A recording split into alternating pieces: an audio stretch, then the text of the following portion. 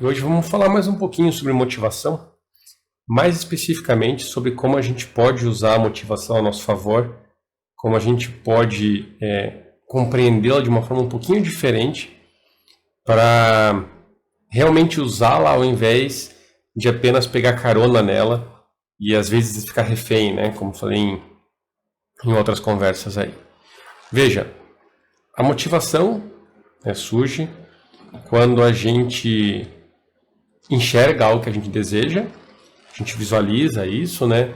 E a gente fica empolgado com aquilo e passa a ter a vontade, né? Ter um impulso de perseguir aquilo. Então, daí nasce a ideia de motivação. Então, quando você fala, nossa, eu vou escrever um livro, ou eu vou criar uma marca, você visualiza aquilo, você já imagina as coisas legais que aquilo pode trazer, se sente motivado, você começa a trabalhar com aquilo. Porém, como a gente viu, como a vida também nos mostra, quando as coisas não saem exatamente como a gente imagina, e elas quase nunca saem como a gente imagina, a gente se sente desmotivado. Legal?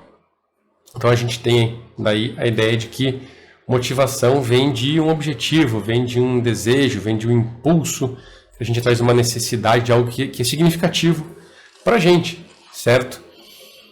Só que enxergar a motivação assim é vê-la apenas por um ângulo. E esse ângulo talvez não seja forte o bastante para fazer você avançar rumo àquilo que você quer. Ou traduzindo, né? Se você enxergar a motivação só assim, talvez ela não seja forte o bastante para te manter motivado durante todo o trajeto que você precisa trilhar ali para conseguir o que você quer. Explico. Imagine que você tem um ratinho e esse rato está morrendo de fome, tá? E ele está ali numa casa e não sai daquela casa e tal, porque ele está com frio, enfim, lá fora pode ser muito perigoso, ele não conhece o ambiente externo, mas lá fora você coloca um pedaço de queijo, né? E esse rato está com fome, ele vê aquele pedaço de queijo, ele sente, preciso, ali tem comida e tal, eu vou atrás daquilo, ele se sente motivado a sair e enfrentar o mundo. Isso seria um caminho, mas também é o possível caminho do rato não sair, tá? Porque essa motivação não é forte o bastante para combater o medo que ele tem de lá para fora, o medo que ele tem do desconhecido lá fora, dos perigos, do frio, etc. Tá? Então, a motivação aí para nesse obstáculo. Tá? Então, para trabalhar a motivação da forma mais completa, você não pode apenas ter algo o qual perseguir. Você também precisa de algo do qual fugir. Entende? Vou colocar nesse exemplo lá, falei do ratinho, né? Então o queijo é algo que ele quer perseguir. Ele tem que sair daquela casa dele para ir atrás do queijo.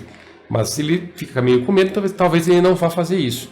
Agora, o que acontece se você coloca um gato dentro da casa do rato? Tá? Então agora ele não apenas tem o queijo que ele deseja, como ele tem um perigo do qual correr. Aquela casa não é mais tão bacaninha assim. Então a melhor coisa, a melhor opção para ele talvez seja de fato se comprometer com a busca pelo queijo. Tá? Esse é um exemplo bobinho, mas acho que ele explica bem essa ideia dos dois ângulos da motivação. O que a gente precisa, tá, é ter algo para perseguir, ter algo para ir atrás e ter algo do qual fugir. Veja como isso é utilizado até nas religiões, tá? No storytelling das religiões. A gente tem o paraíso, a gente quer perseguir o paraíso, mas não só isso.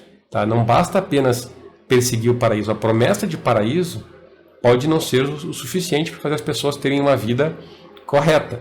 Então o que a gente tem também? A gente tem algo do qual fugir, o inferno. Então veja, não é só eu quero ir para o paraíso, eu não quero ir para o inferno. Tá? O que isso traz então para a gente no dia a dia? Você precisa trabalhar na sua mente, quando você tem um objetivo, as duas possíveis histórias, os dois possíveis finais, na verdade, tá? Para a história que é esse teu projeto, né? Enfim, o que quer que você queira fazer. Um desses finais é o final positivo. quando você alcança aquilo que você queria. Então você precisa visualizar muito bem isso. Você precisa colocar isso no papel, você precisa colocar isso em imagens, às vezes fazer um mood board, alguma coisa assim, para você sentir de fato o que é conquistar aquilo. Legal? Isso vai trazer a motivação, porque você vai entender de fato por que você quer aquelas coisas, tá? Você vai sentir aquilo, não vai só apenas pensar naquilo. Porém, vale também você fazer o exercício oposto, você fazer esse exercício imaginativo sobre o que vai acontecer de ruim se você falhar, se você não fizer nada, se você ficar parado. Visualize isso, o que vai acontecer de ruim. Não, as coisas não vão ficar apenas como elas estão agora, elas vão piorar. Porque lembre, as coisas nunca ficam como elas estão, ou elas melhoram ou elas pioram, é sempre uma dança, tá? Então pare e reflita a longo prazo o que isso vai trazer de ruim para a sua vida, tá? E aí você vai ter algo do qual fugir também. Dessa forma você vai trabalhar a tua motivação em 2 pontos, entende? Nas 2 frentes. E essa energia vai vir com muito mais força para você.